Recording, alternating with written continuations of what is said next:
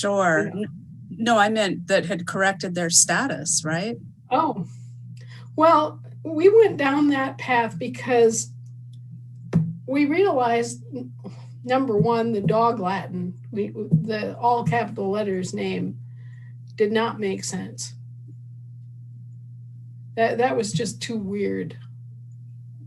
And we realized that we were dealing with multiple subcontractors, federal subcontractors. And then we began studying the constitutions, because the constitutions are what set up the federal contracts. The word federal in 1824, according to Webster's, that was published that year, was a synonym for contract. So when you know that and you substitute the words, instead of federal government, contract government, then you start cluing in and going, so then you look for the contracts. Mm-hmm. And we very quickly found that there were two obvious constitutions, the Constitution of the United States of America and the Constitution of the United States. Those were right there, apparent from the beginning.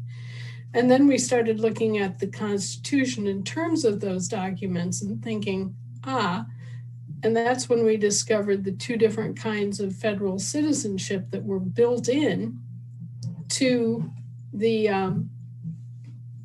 constitutions, both the territorial and the municipal citizenship we found pretty readily. And then we found something really odd that just threw us for a loop. We found the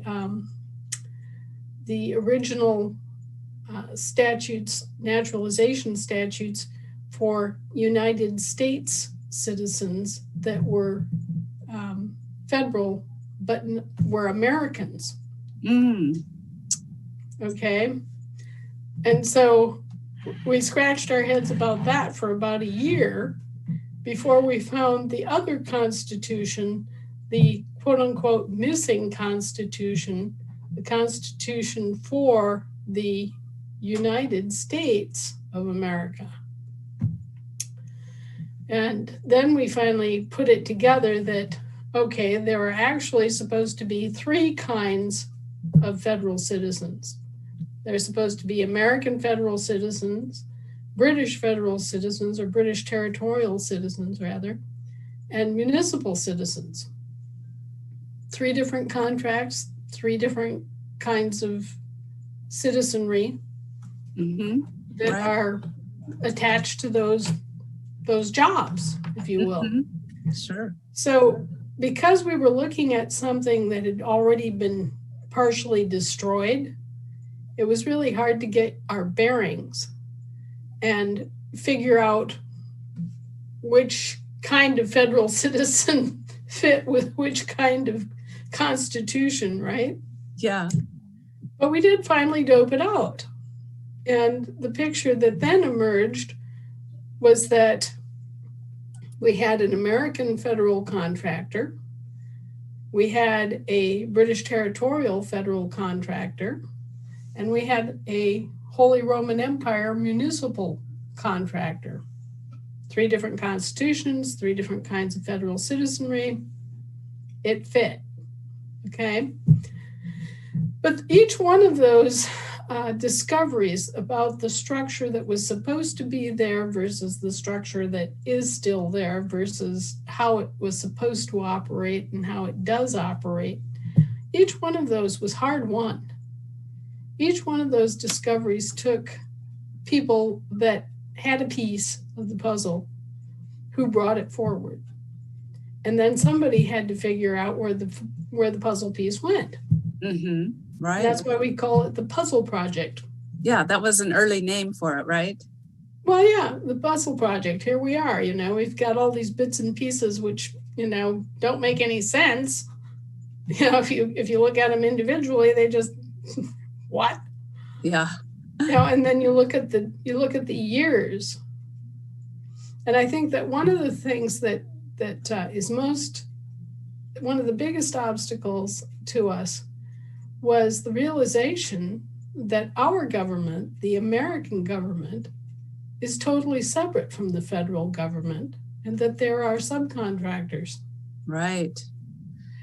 Because that's not something that we are ever taught in public school. No.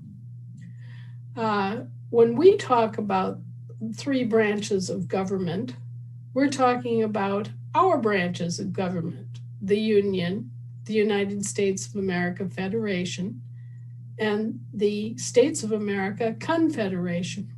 Right. And in a lot of early discussions of the federal government, you will also see discussions of three branches of government. And in those discussions, of course, they're talking about the American Federal Republic that's been missing in action since 1860, and the British territorial government, and in some cases, the municipal government. Mm. So there were three branches there too. Right. And then somehow, by the time it got to Mrs. Ruby Mallam, my 8th grade U.S. history teacher, it had been morphed into and reinterpreted to mean three branches. And we all learned this: executive, legislative, and judicial. Right. But that's not how it started out. That's not what the context of the discussion was. It was just kind of a red herring thrown in there to fill that gap, to explain these earlier discussions about three branches of government. And as it turns out, one of the branches of the American government, the Confederation, was missing. And one of the branches of the federal government, our American Federal Republic, was missing also. Right. So when you're looking at something that's been partially destroyed, it's even that much more confusing. Absolutely. Now, fast forward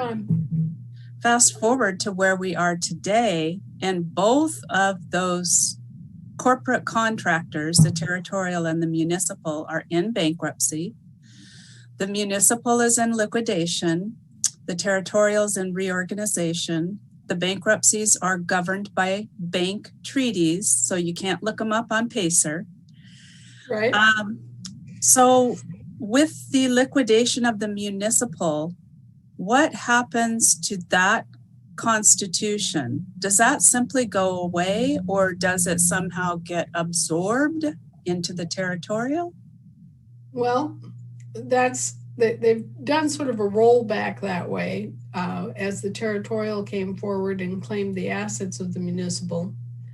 But ultimately, all of it belongs to us.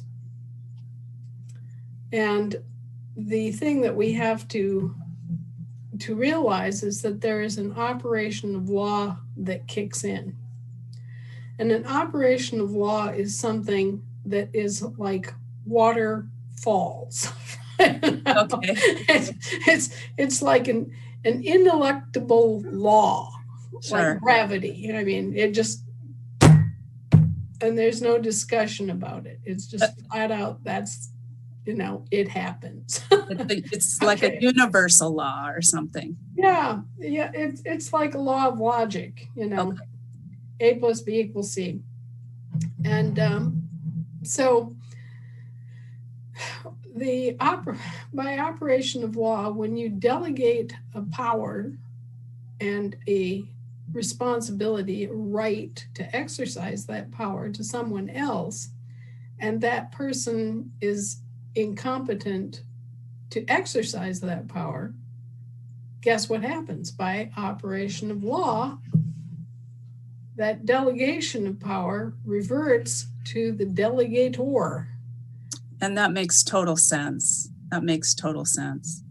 Right. And so here's the United States of America, the Federation, which has delegated power to these three federal subcontractors.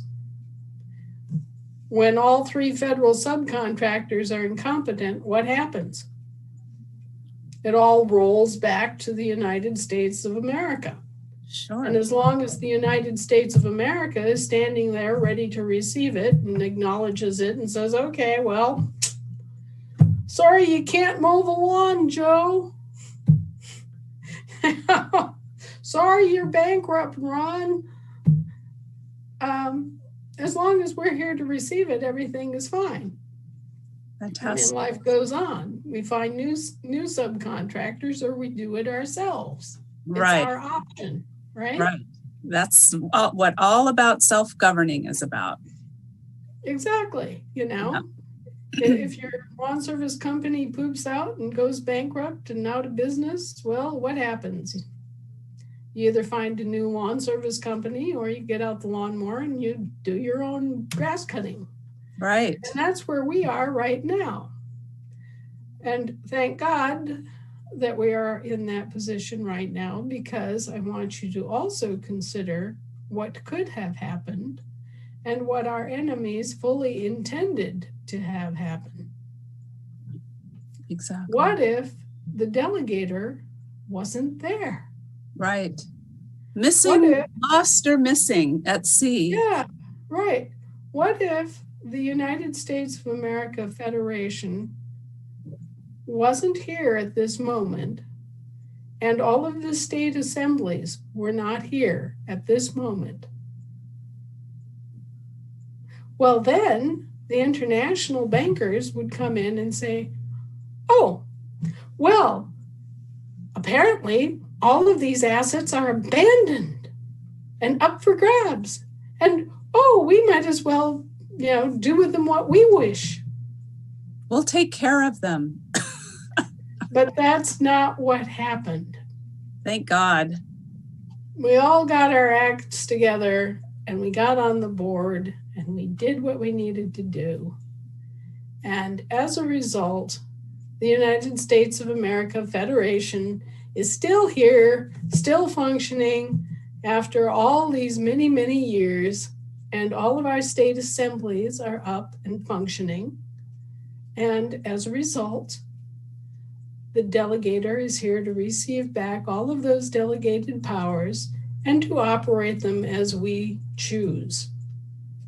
And that is simply amazing. And we all in the state assemblies, all of us on your team, we should be giving ourselves a big pat on the back for doing the right thing and doing the hard work of putting one foot in front of the other. Now, and having the courage. Yeah, having the courage to do it. And the Shinola sensor on high to say, this isn't right. And I have to self-govern and take action to fix it. There are so many people over the years who've told me, well, you're right. I can see that I had terrier latched onto them and gone through the whole business, and they'd say, but I'm scared. A lot of fear out there, unfortunately, but some of us are able to walk through it. Hopefully more. Well, now that we're standing in our correct capacity, the fear should be going away, because what they were doing is they were mischaracterizing us as quote unquote enemy combatants in this never-ending phony war that they had set up. And so they were using lawfare. Somebody coined that word. They were using lawfare to, basically just defraud, plunder, pillage, enslave, harm innocent people who didn't have any idea what was going on. Right. They couldn't defend themselves. Right. And now they're finding out that Americans are learning the shtick and they have teeth. Mm-hmm. Absolutely. And a backbone. Links to Anna's articles and resources can be found in the video description box. Thank you for subscribing, liking and sharing.